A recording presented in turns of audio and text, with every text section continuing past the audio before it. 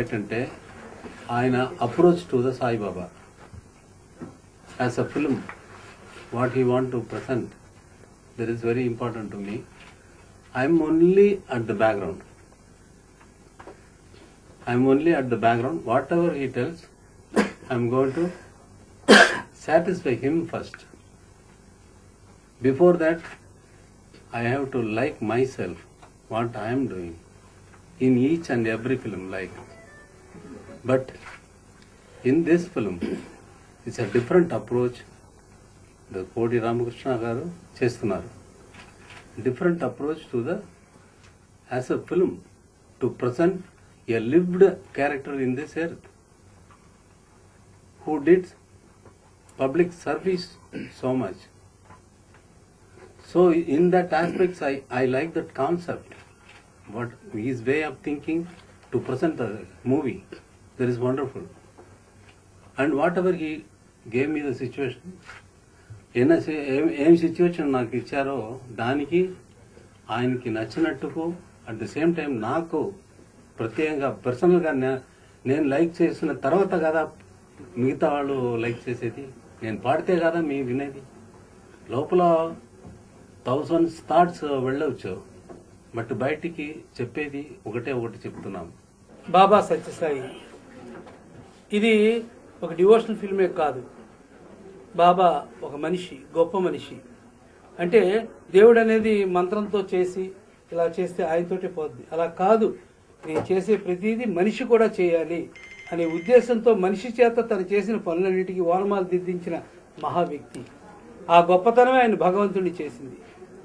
ఆయన చేసిన పనులు మన దేశంలో ఏ నాయకుడు చేసినా, ఏ రాజకీయ నాయకుడు చేసినా మన భారతదేశం ప్రపంచంలోనే గొప్ప దేశం అయిపోద్ది. అంత ఎఫర్ట్ వాటర్ తెచ్చాడన్నదే మనకు తెలుసు. దాని వెనకాల మనిషిగా కూడా ఆయన ఎంత స్ట్రెయిన్ చేశారు, ఎంత స్ట్రగుల్ అయ్యారు అనేది ఈ సినిమాలో మేము మెయిన్గా చెప్పదలుచుకున్నాం. ఆయన క్లిప్పింగ్స్ ఏదైనా చూస్తే నాకు ఇన్స్పైర్ అయింది ఏంటంటే, నేను ఆయన చెప్పిందే చేశారు, చేసేదే చెప్పారు. ఆయన చెప్పి మాత్రం ఊరుకోలేదు. ఇంట్లో కూర్చొని ఆయన తనే స్పాట్లో ఉండి, తనే ఇటుకలు మోసి, తనే ఇటుకలు చేసి మీరు చేస్తున్నారా లేదా, ఈ టైంకి అవ్వాలి, అవ్వకపోతే నేను ఊరుకొని ఒక కమాండ్ చేసిన వ్యక్తి. ఏ నాయకుడైనా తను చెప్పింది ఇంట్లో కూర్చొని చేయించడం కాదు, స్పాట్లో ఉండి చేయించిన గ్రేట్ నాయకుడు బాబా. ఆయన ఒక మహానాయకుడు, మహా వ్యక్తి, మహా సెంటిమెంట్ ఉన్న మనిషి, మనుషుల్ని ఒక తల్లిగా ఆదుకున్న మనిషి, మనుషుల్ని ఒక కమాండర్గా దారిలో పెట్టిన మనిషి. ఆయన చూపించిన దారి మనందరికీ ఎప్పటికీ కూడా శిరోధార్యం. ఆ దారిలో మనం వెళితే మనం ఎన్నో మంచి పనులు చేయొచ్చని ఆయన ద్వారా ప్రూవ్ చేసుకున్నారు.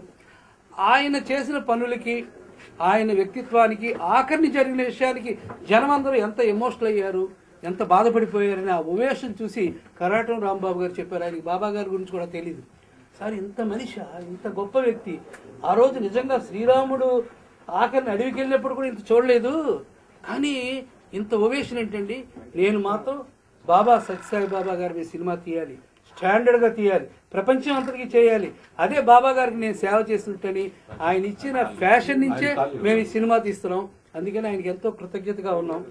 ఈ సినిమా ఒక డాక్యుమెంట్ అంటే మన ముందు తిరిగిన మనిషి. అది మైథాలజీ కాదు, పురాణం కాదు, ఏం కాదు, మన ముందు జరిగిన కథ ఇది.